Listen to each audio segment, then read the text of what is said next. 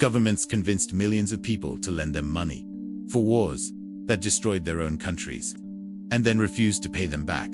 This happened twice: World War I and World War II. Billions of dollars in war bonds sold to ordinary citizens, with patriotic propaganda and promises of repayment. Buy bonds, support our troops. You'll get your money back with interest. Millions bought in. Workers, farmers, middle-class families.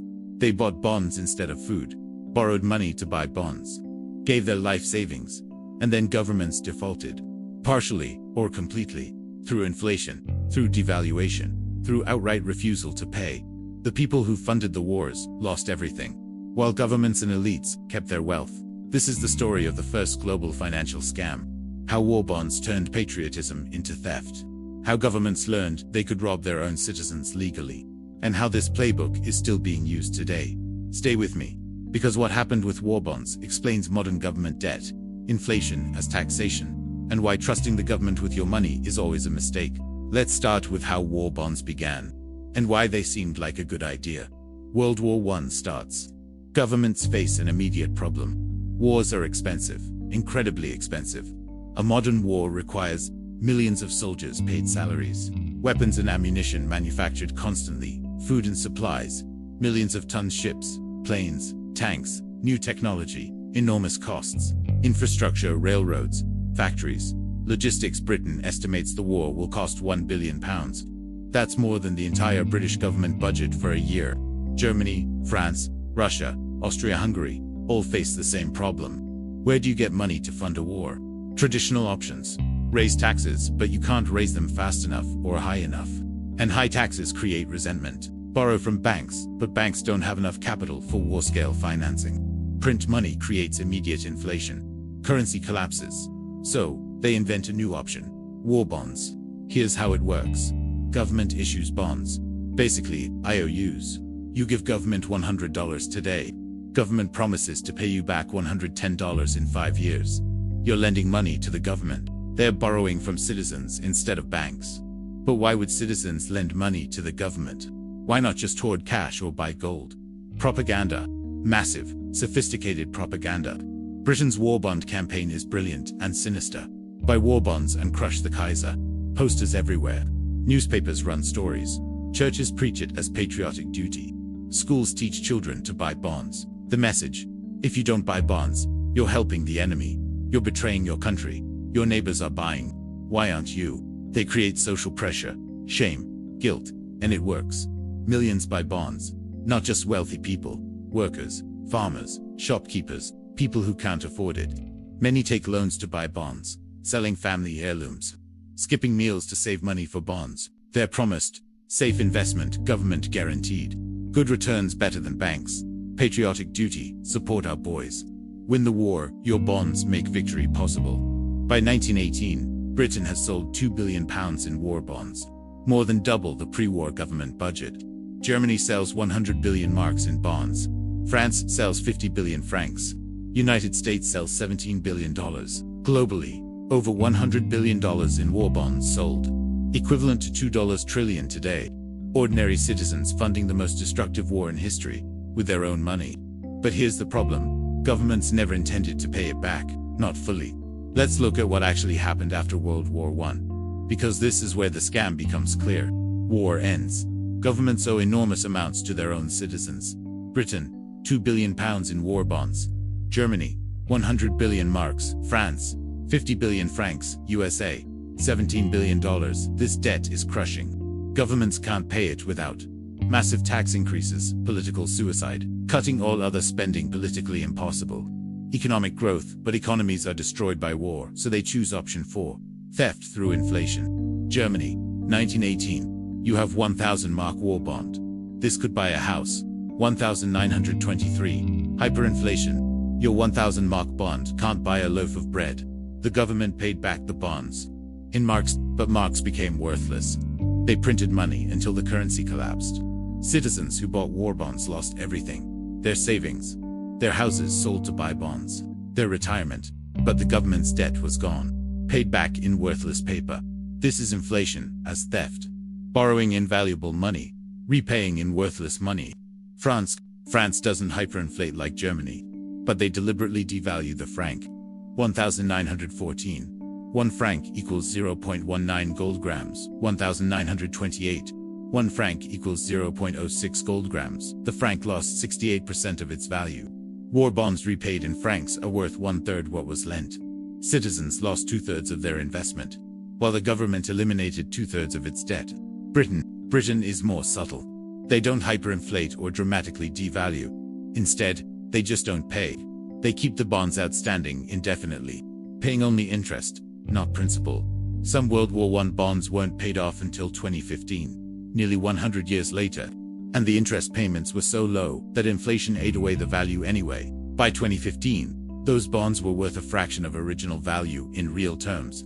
United States. The US is the only country that mostly honored war bonds, because the US wasn't destroyed by the war and gained economically from lending to Europe. But even the US used inflation. The dollar lost 40% of its value between 1914 and 1920. War bondholders got paid back, but in dollars worth 60% of what they lent. The pattern is clear. Governments borrowed valuable money from citizens, repaid in devalued money, or didn't repay at all. But citizens couldn't complain, because complaining meant you were unpatriotic, selfish, not supporting the war effort. The social pressure that convinced people to buy bonds also prevented them from demanding repayment. And here's what's darkest. The elites knew this would happen. They knew the bonds couldn't be repaid at full value. British Treasury documents from 1915, recently declassified, show officials discussing how inflation would solve the war debt problem. They planned the theft, then sold bonds to citizens with patriotic propaganda. But surely, governments learned their lesson. Surely they wouldn't do this again. They did. World War II. World War II starts. Governments faced the same problem. How to fund the war. And they used the same solution. War bonds. But this time the propaganda is even more sophisticated, because they learned from World War I. Buy war bonds or pay with your life. The message isn't just patriotism anymore. It's survival. Fascism threatens civilization. Democracy hangs in the balance. If you don't buy bonds, Hitler wins. Your children will live under tyranny. Everything you value will be destroyed. The propaganda is everywhere. Movie theaters, war bond ads, before every film, radio, constant bond appeals, celebrities, Hollywood stars selling bonds, schools, children encouraged to buy bonds with lunch money, workplaces, peer pressure to buy bonds through payroll deduction. The psychological manipulation is intense. And it works. United States sells $185 billion in war bonds. That's $2.7 trillion in today's money. Britain sells massive amounts. Soviet Union sells bonds. Canada, Australia, every allied nation. Even children buy bonds. War stamps sold in schools. Collect enough stamps, trade for a bond. Families sell heirlooms, farms, businesses, everything to buy bonds. And the promises are even stronger than World War I. Absolutely safe. Government-backed, excellent returns. 2.9% interest. Build your future. Save while supporting the war. Millions believe it, because the alternative is unthinkable. If we don't fund this war, we lose. Fascism wins, so they buy, and buy, and buy. But here's the question. Would governments honor these bonds, or repeat the World War I scam? Let's look at what happened after World War II. United States. The US actually mostly honored World War II bonds. They were redeemed at face value. But there's a catch. Inflation. 1945. War bonds issued 1945 to 1970. 400%.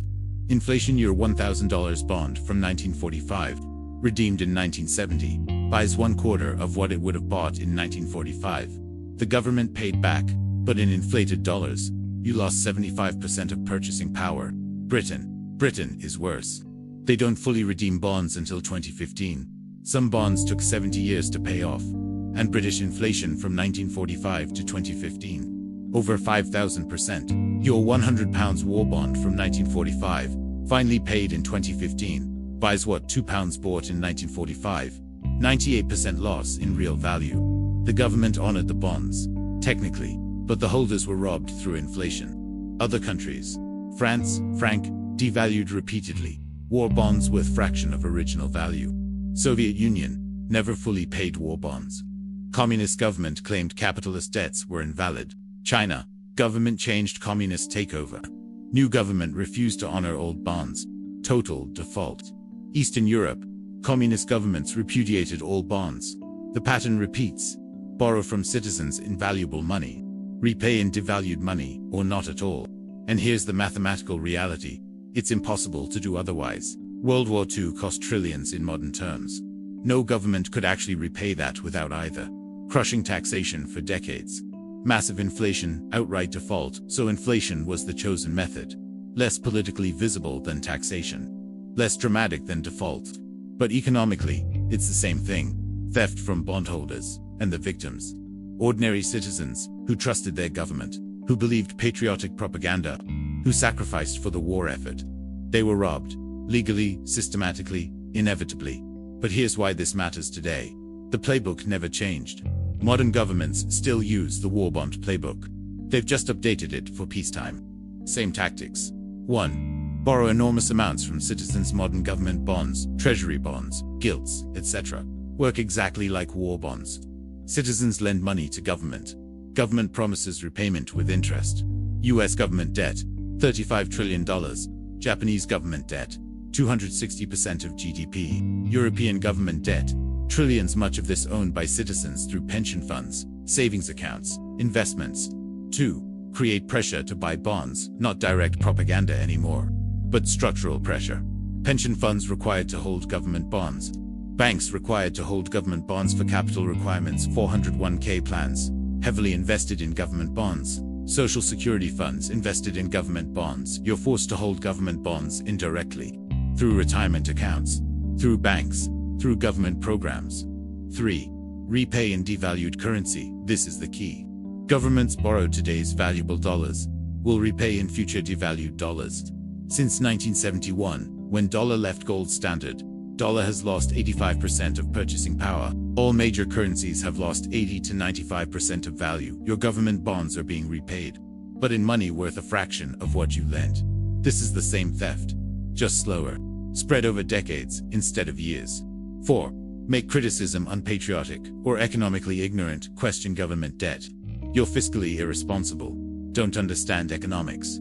Probably a gold bug or a conspiracy theorist. The social pressure is different, but the effect is the same. Silence, criticism of the system. The modern version. Governments don't need war to sell bonds anymore. They have social programs, politically untouchable infrastructure, everybody wants it. Crisis spending, pandemic, financial crisis defense, always justified by threats. Same massive borrowing, same impossible repayment, same solution: inflation, and the holders of government bonds being robbed slowly. 2 to 3% inflation per year, compounded over decades. By retirement, your bonds have lost 40 to 60% of purchasing power. Just like war bonds. The evidence: since 2000, US dollar has lost 40% of purchasing power. Your government bonds from 2000, held to maturity, lost 40% real value. Since 2000, British pound has lost 45% of purchasing power. Bondholders lost 45% real value. Same with euro, yen, every major currency. This is the war bond scam. Applied globally, continuously, permanently. The difference: war bonds were sold with propaganda about patriotic duty and defeating enemies. Modern bonds are sold with propaganda about safe investments and government backing. Different message, same scam. So here's what war bonds really were: the first global financial scam. Governments convinced millions of ordinary citizens to fund wars by lending their savings, with promises of repayment and patriotic propaganda. Then governments deliberately devalued the currency or outright defaulted, repaying in money worth a fraction of what was borrowed. World War I. German bondholders lost everything in hyperinflation. French bondholders lost 68%. British bondholders lost through delayed payment and inflation. World War II. Same pattern. British bondholders lost 98% real value. American bondholders lost 75%. The people who funded the wars were robbed by their own governments, legally, and the lesson governments learned wasn't, don't do this. It was, this works. Keep doing it. Today, governments use the same playbook.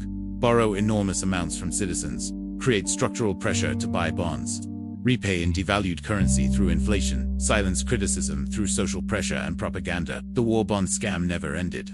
It just became permanent government policy. Every government bond is a slow-motion war bond. Borrowed in valuable money, repaid in devalued money. The math is inevitable. Governments can't repay their debts without inflation. So inflation is guaranteed. And bondholders, anyone with savings in currency-denominated assets, will lose purchasing power.